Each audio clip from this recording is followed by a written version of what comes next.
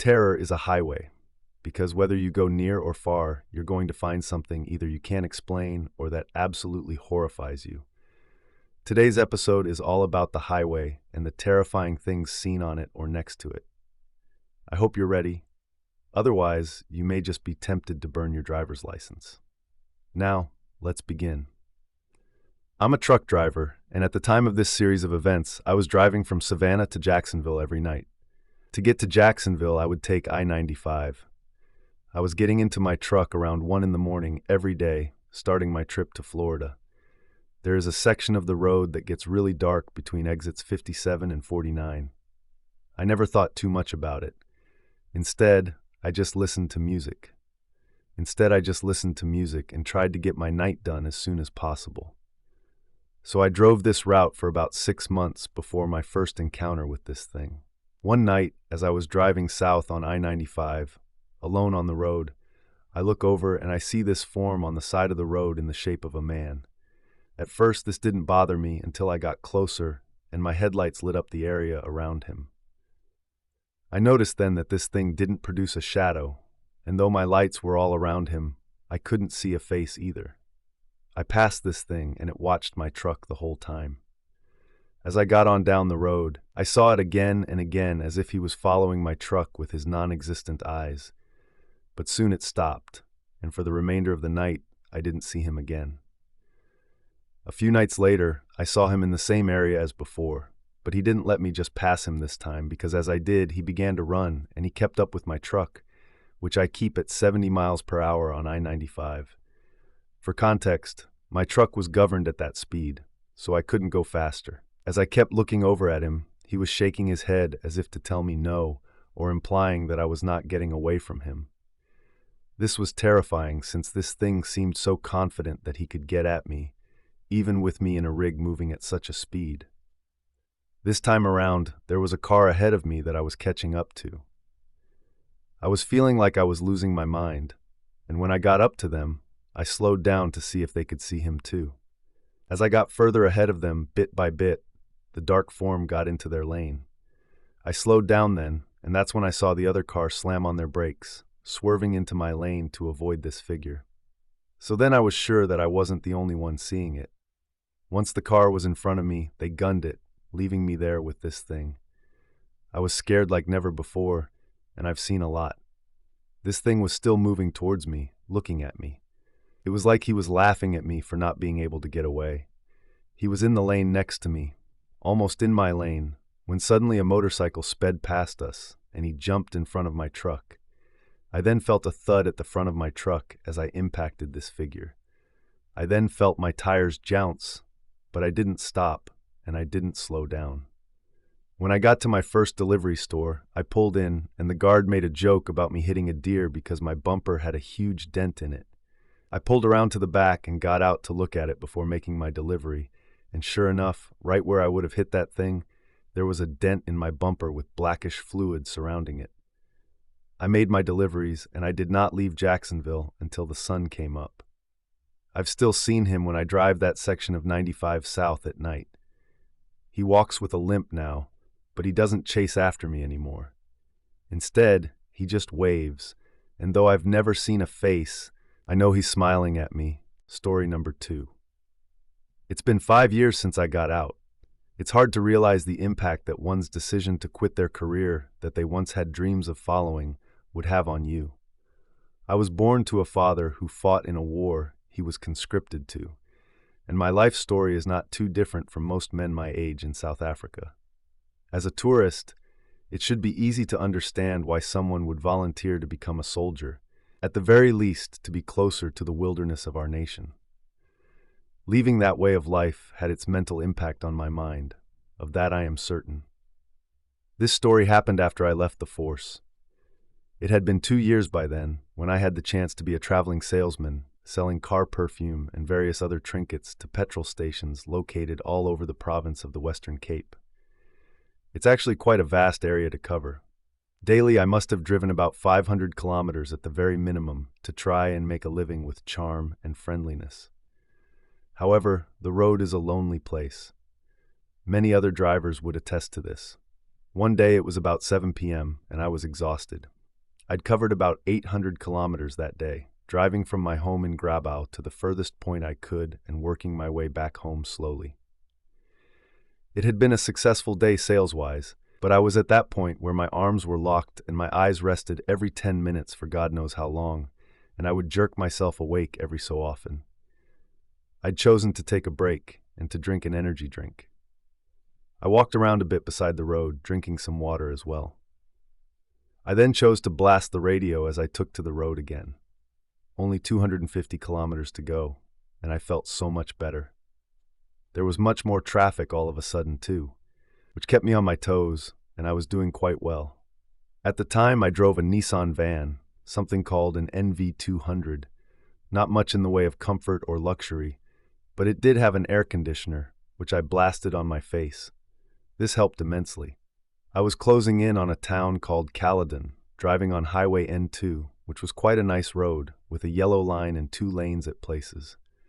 Unfortunately, there was construction going on as I approached Caledon. This was done with concrete barriers in places, and the dreaded stop-and-go areas, spaced every 15 kilometers apart or so.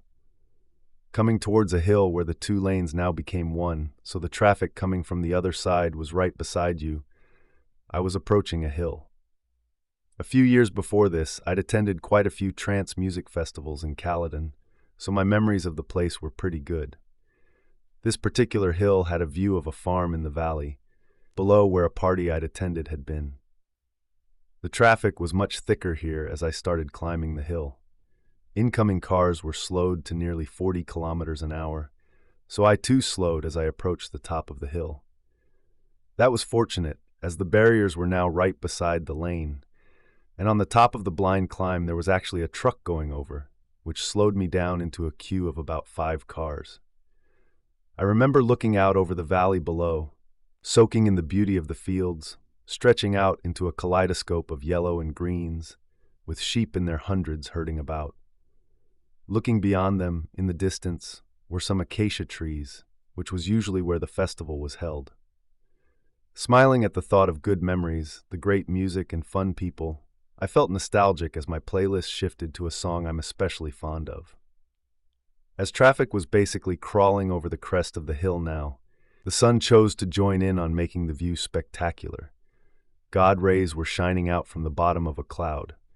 My eyes traced the outline of the rays down onto something quite out of place, and yet somehow fitting at the same time. From behind a concrete barrier, a girl in a flowing hippie dress had appeared. She smiled as her auburn hair was caught in the wind.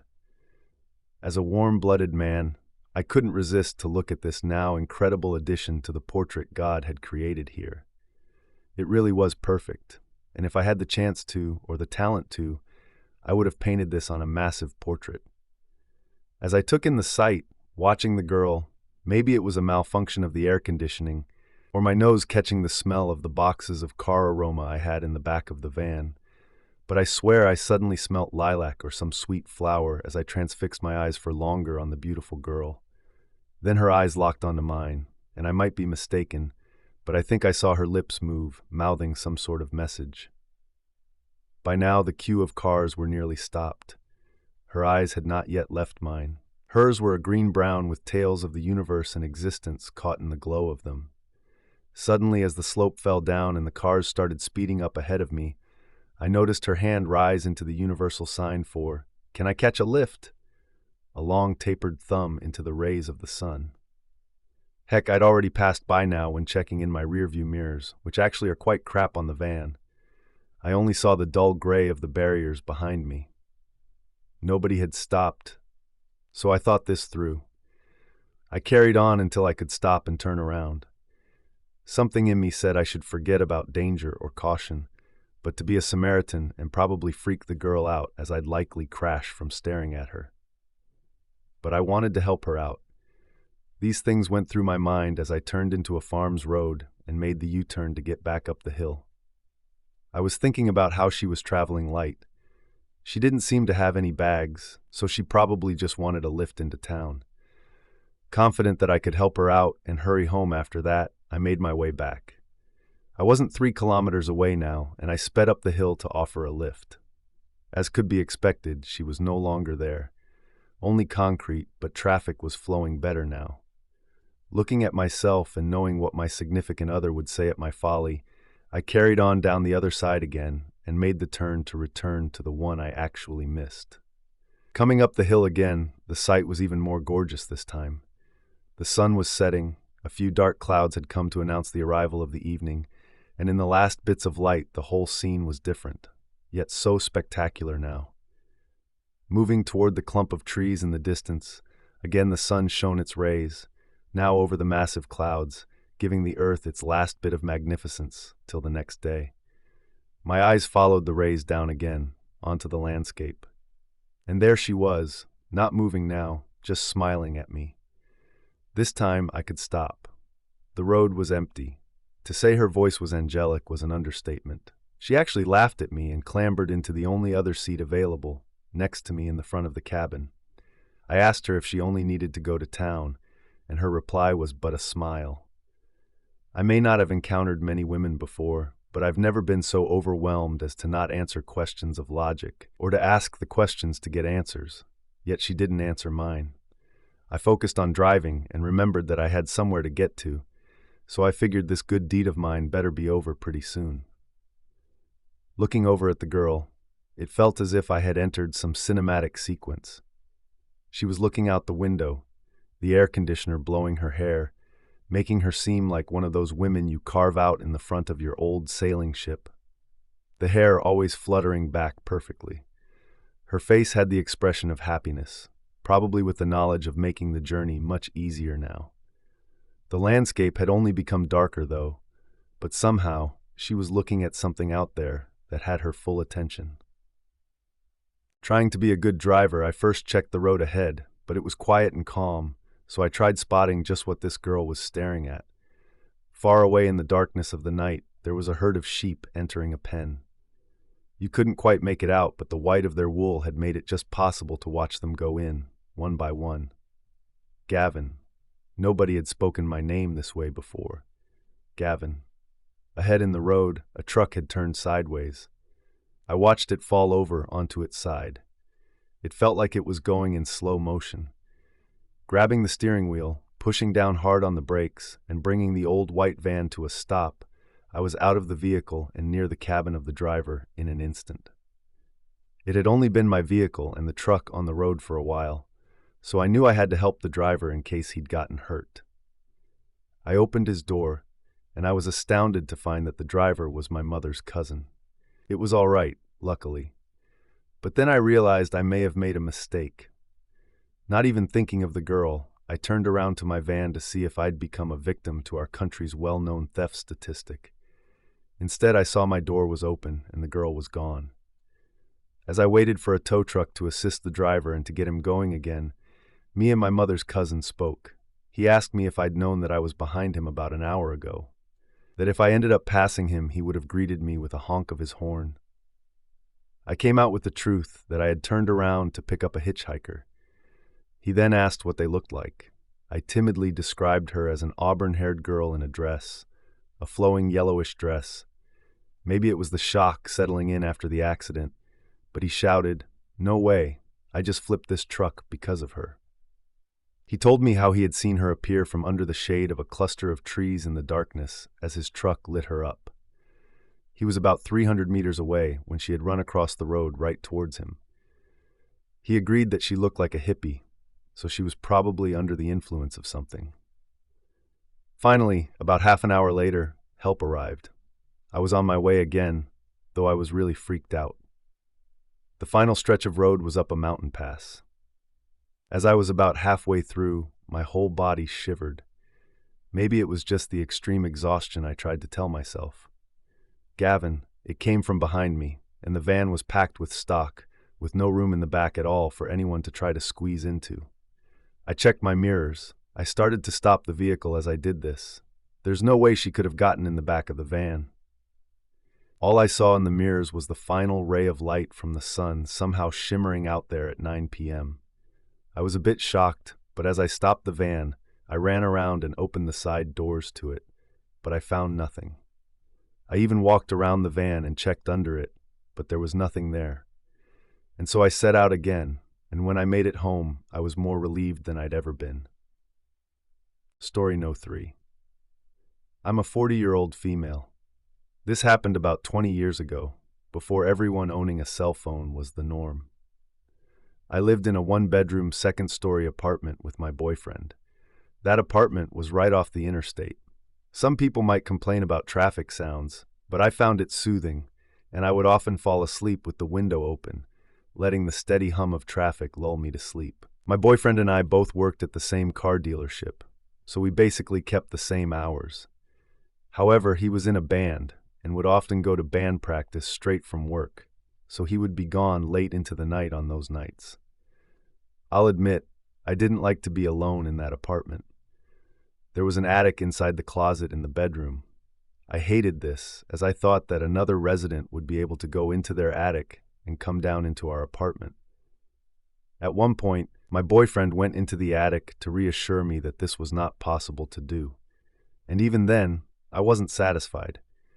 I would wedge a tabletop between the dresser and closet door to make me feel assured that it could not be opened from the inside where the attic access was.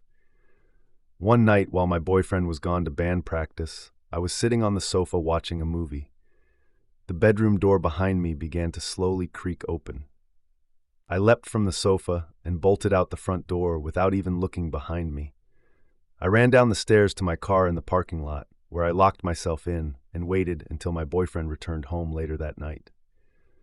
On another occasion, my boyfriend and I had been gone late into the night to his band practice. By the way, he was the singer in a rock band, so don't go picturing a trombone player or something like that. Quite literally, it was a dark and stormy night. Thunder was booming, and the lightning strikes were intense. We changed into our comfy jammies and settled down in front of our ancient 1970s floor model television to watch a Richard Pryor stand-up comedy on satellite. The television sat directly in front of a heavily draped sliding glass door. I sat on the floor, inches from the curtains at my boyfriend's feet, who sat in a chair. With a loud bang of thunder and a flash of lightning, we lost satellite signal.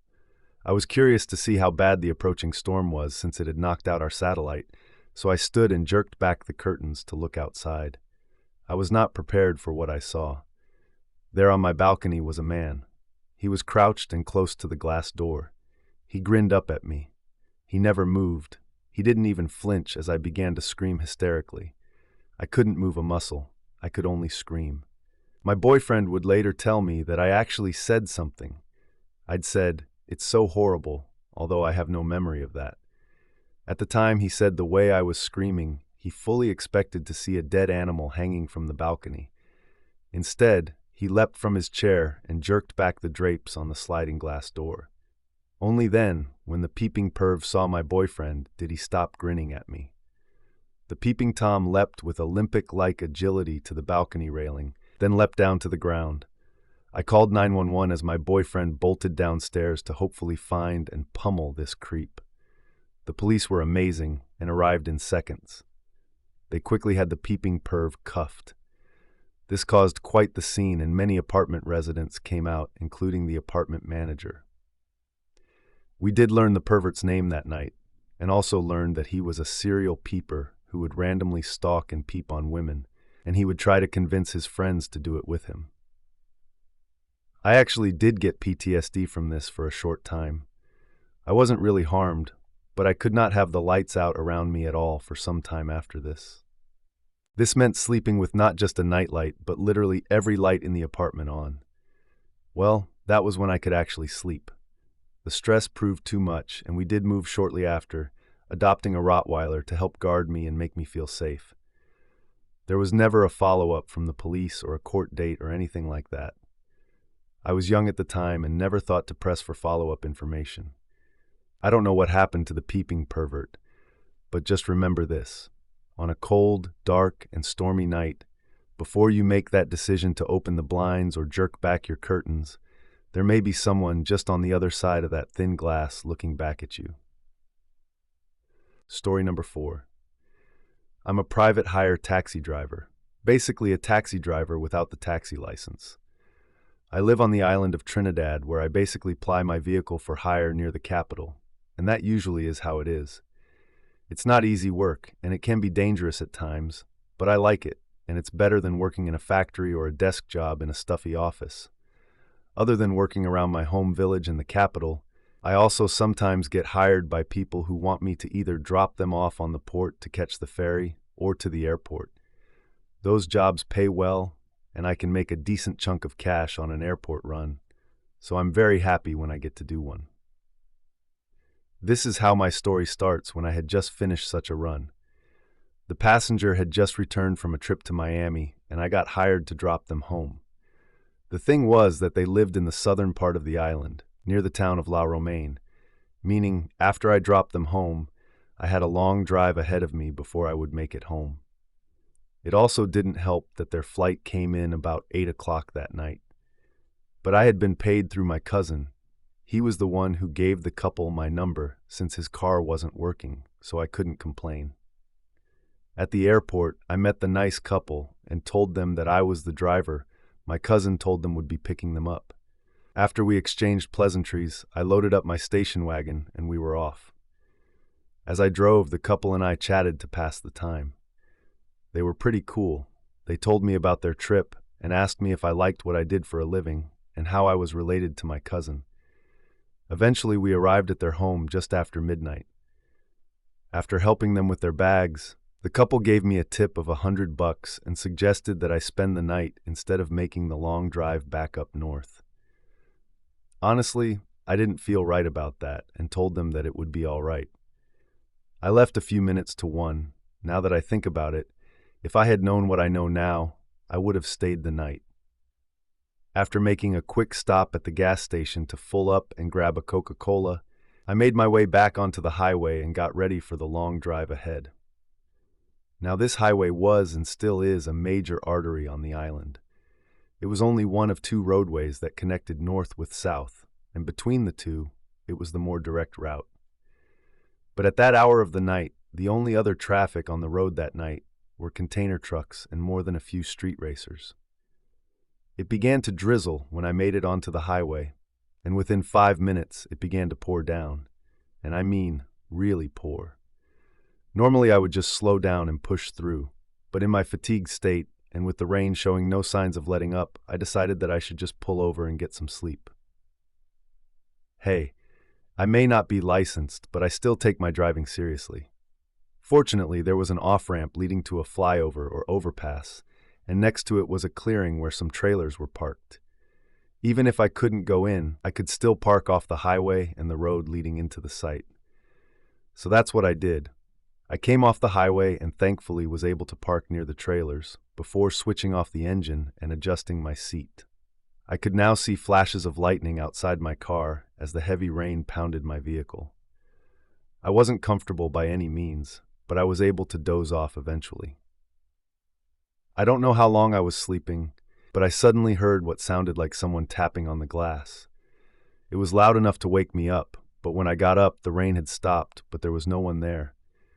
Shrugging it off and still being too sleepy to drive, I attempted again to go back to sleep, but as I closed my eyes, I heard the tapping again.